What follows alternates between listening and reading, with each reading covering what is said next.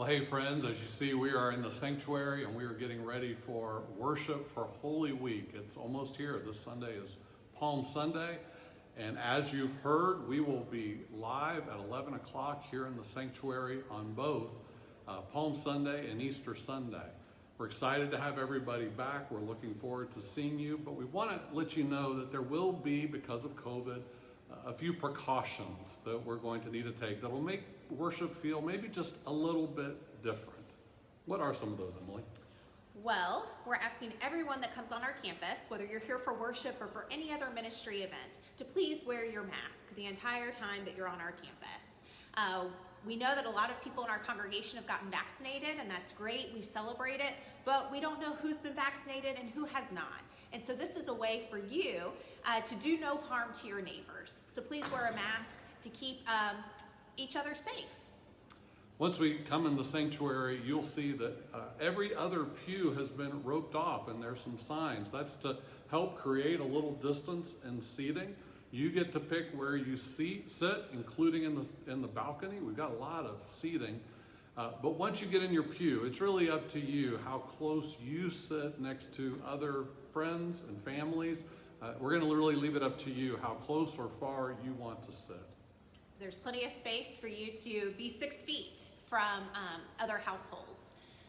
Let's see, this Sunday we also are asking you to pick up your own bulletin. We will have those stationed at the doorways going into the sanctuary. And because it's Palm Sunday, we have palm fronds. And so we invite you to pick up a palm frond, and you'll be instructed to wave that at a certain point during the service as a way to participate in Palm Sunday worship. There's going to be a few things that are a little different in the worship service too. For instance, one of the big concerns is that if you get a whole bunch of people singing, that potentially fills the air with virus. And so we're not going to be singing right away as a congregation. There will be beautiful music, but it will be presentational. Now, if you hum along under your mask, we're not going to tell you to stop, but we are going to be careful in that way. If you have children, we have the nursery available for those that are young and little, but we also encourage children to be with their families and worship this Sunday. We will have busy bags at the doorways, so if you have children, feel free to pick up one of those activity bags for them to use during the service. We won't be passing an offering plate. We know sometimes that's a concern. We won't be passing the peace, shaking hands.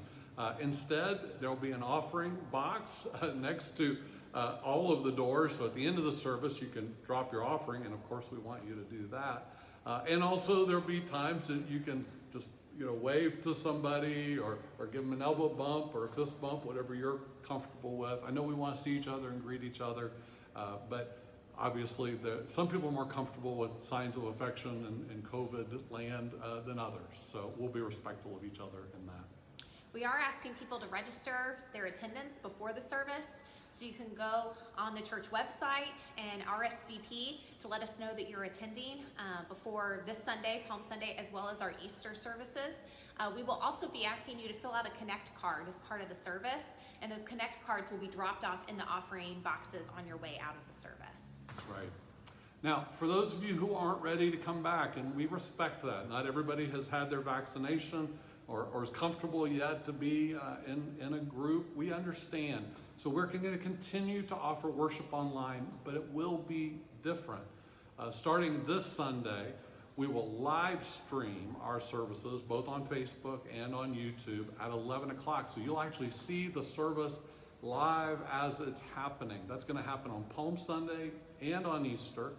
And then on the Sundays following, we'll be live streaming our 9:30 service. And of course, when you live stream a service, it's being recorded, so you can go back and watch it at a later time if you would prefer to do that. We want you to know that we obviously want you here, but we also respect if you're not ready, and we'll continue to provide worship both in person and online.